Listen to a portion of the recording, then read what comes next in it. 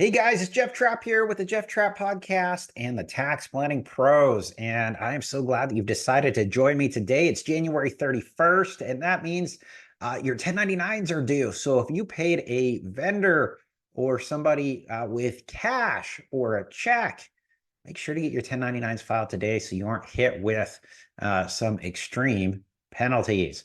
Well, with that being said, today I've got a jam-packed episode for you. At the Jeff Trapp Podcast, we're always staying on top of what is going on out in the world in the way of tax. And on January 19th, 2024, the Ways and Means Committee made a significant bipartisan announcement approving the Tax Relief for American Families and Workers Act of 2024. This bill has passed the House. It currently sits in the Senate. It's probably got about a 55 to 60% chance of passing. There has been some hangups with the bill because they want to use the additional money or leftover funds to fund things that don't have to do with taxes and welfare and the American families and things like that. So hopefully they'll get to iron that out and we'll get some tax cuts. And the really cool thing about these tax cuts is it would be retroactive to 2023. So what could you be seeing on your tax return? Now, keep in mind, on Monday, January 29th, you were able to start e-filing your tax returns. And what I would advise you to do is to hold off on filing the tax return. Now you can prepare the tax return and things like that. But if this bill passes sometime in February, which we expect to have an announcement one way or the or another this month, then then you can file your tax return at that time. Because what are we seeing with this tax bill, right? So there's some things there that you need to be aware of: an enhanced child tax credit, business tax relief, some more support for small businesses.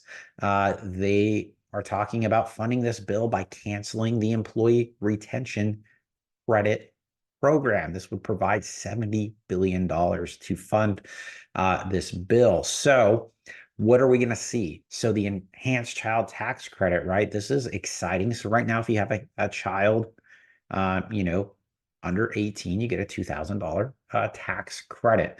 They want to increase that amount for children 6 and under to $3,600 and to pay for daycare and things like that. But if you have children from the ages of 6 to 18, essentially, you get a $3,000 tax credit.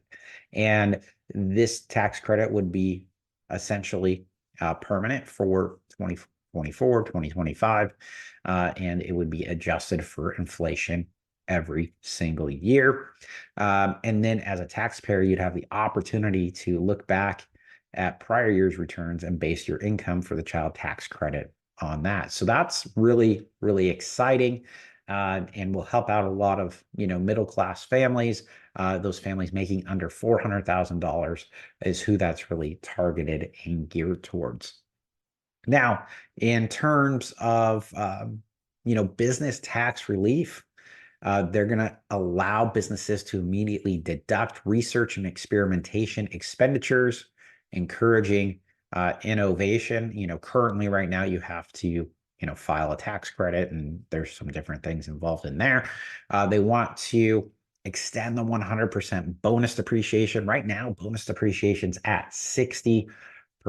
So if you buy furniture, fixtures, equipment, vehicles for your business, right now, you're going to get a 60% deduction for the purchase of those items in 2024, 80% in 2023. But what that would do as of January 1, 2023, they bring that back to 100%.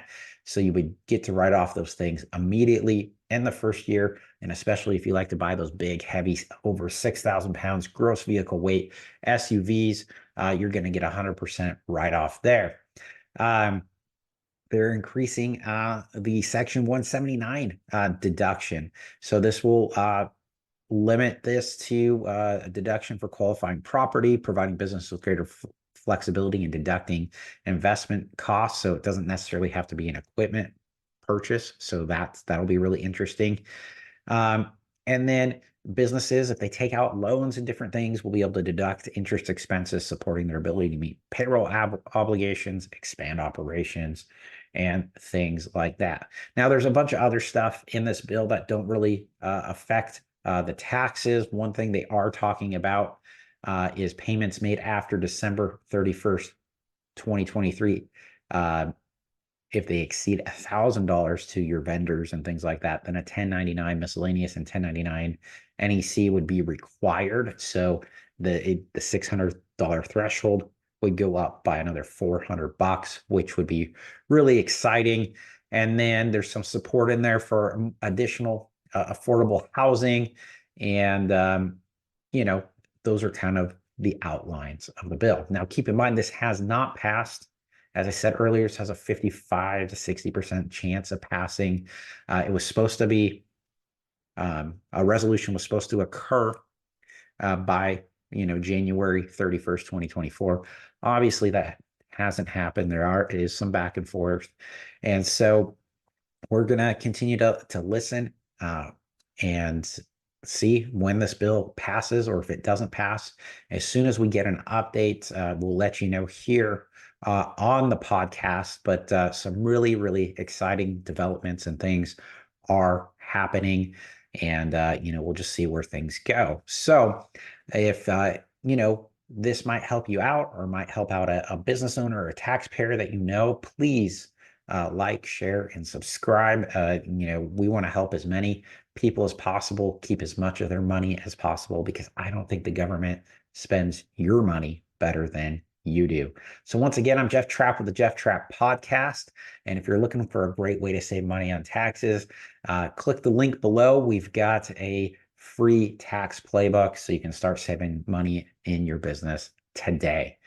Have a great one. And until next week, we'll see you next time. Bye-bye.